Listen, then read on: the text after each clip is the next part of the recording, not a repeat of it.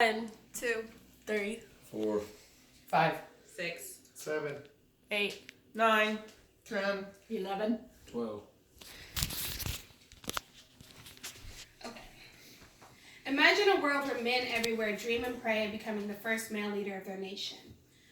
Where they're sick and tired of females making the same amount of money, more money than them, even though they work the same job.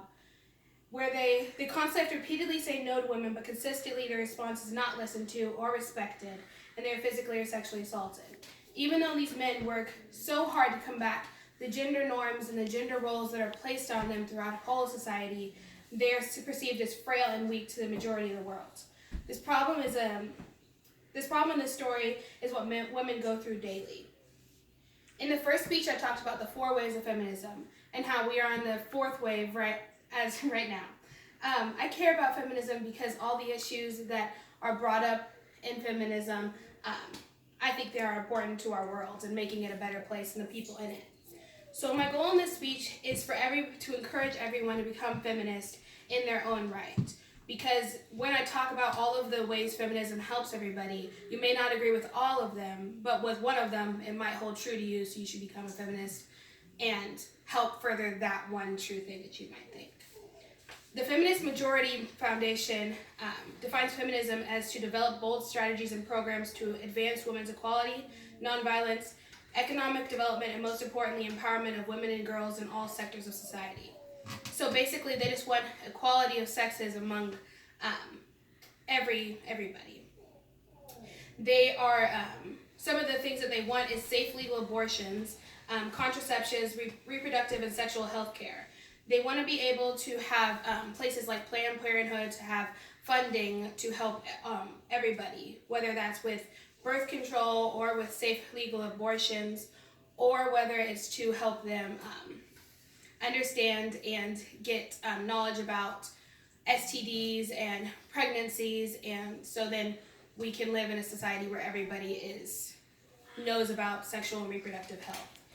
They also want to help Medicare funding regardless of immigration status. They want everybody to have Medicare and basic health care to help educate them.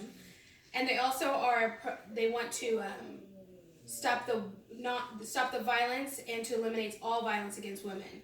One of the rebuttals that I see a lot about feminism is that feminism is only for women, and that's just not true. Feminism cares about everybody on the planet and combating men's issues as well, and the planet as a whole, and helping it become a better place. One of those is that they want to dismantle racial inequities within the criminal justice system. Black people are more likely to be jailed more frequently than white people for the same crimes. A white person can get caught with weed and just be given a ticket, while black people who are caught with weed are more likely to go to prison. They also want to increase access to voting and voter participation. This last midterm was one of the most, had the most voter turnout among young people, women, and people of color. In Texas, voting was up 400% around young people. They also want to stop gerrymandering, which is the manipulation of the votes, which they will find counties and they'll draw lines in which Republicans or Democrats will win just because they draw the lines weird, instead of just making sure that everybody has an equal poll. They also want to stop all voter suppression, whether that's they throw out your ballot just because your signature is not correct, or because they think that you're not able to vote. They also want to help immigrants and refugees' rights, regardless of legal status or whether or not they believe that that you could become a citizen or that you are a citizen. They want to make sure that you still have that you're still treated like a human being, because they're not right now. Charlotte Moeller, who runs the National Organization to Women, also says that feminism is trying to combat toxic masculinity and LGBTQ rights, which toxic masculinity is allowing men to have feelings and get help for mental health, get mental health care just like women should, and that nobody should feel like they're less of a man because they are willing to admit that they have a problem or that they need a solution to something. The second part of my speech is going to be talking about the gender pay gap, in which in the gender pay gap, there's to every dollar a man makes, women make significantly less. And that's even broken down more based on ethnicities. Hispanic women make 53% less than a white man. Black women make 61%. White women make 77%. Asian women make 85%. Indian women make 58%. And Native Hawaiian makes 62% less than to every dollar a man makes. And this was from Kevin Miller, AAUW, and he did the research on the gender pay gap. While the gender pay gap allows for women to have less money in their pockets, it also keeps billions of dollars out of the economy. And this, by paying women less, it keeps women in the house and doesn't allow them to become the main breadwinners of their family, which may work better for other families.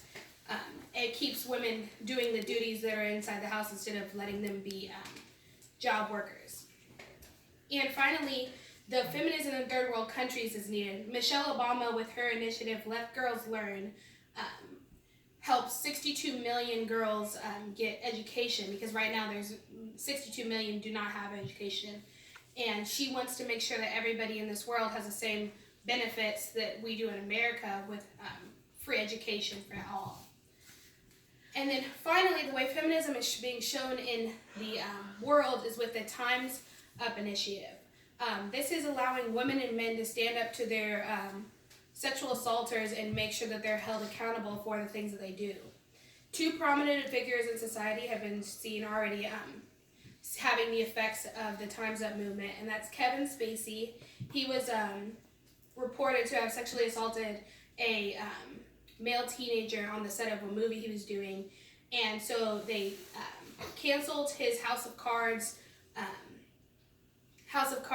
seasons on Netflix, and they made him die in the season, so that they can't go on. And then his latest movie that came out, it came out in one movie theater, and he made $126 off of it, and that was Jason Lemon who said that. And then finally, Bill Cosby, who is doing time in prison for the rape and sexual assault of women when he was on the Cosby Show. While these are all good victories, they're an extremely small fraction of actual criminals being prosecuted and put into jail. Most walk free. So in this speech, I talked about the Time's Up initiative, what feminism means, and I talked about how there's a disparity between what men and women are paid. So in this speech, I hope that you would see that there's different issues within feminism and how you can become your own feminist.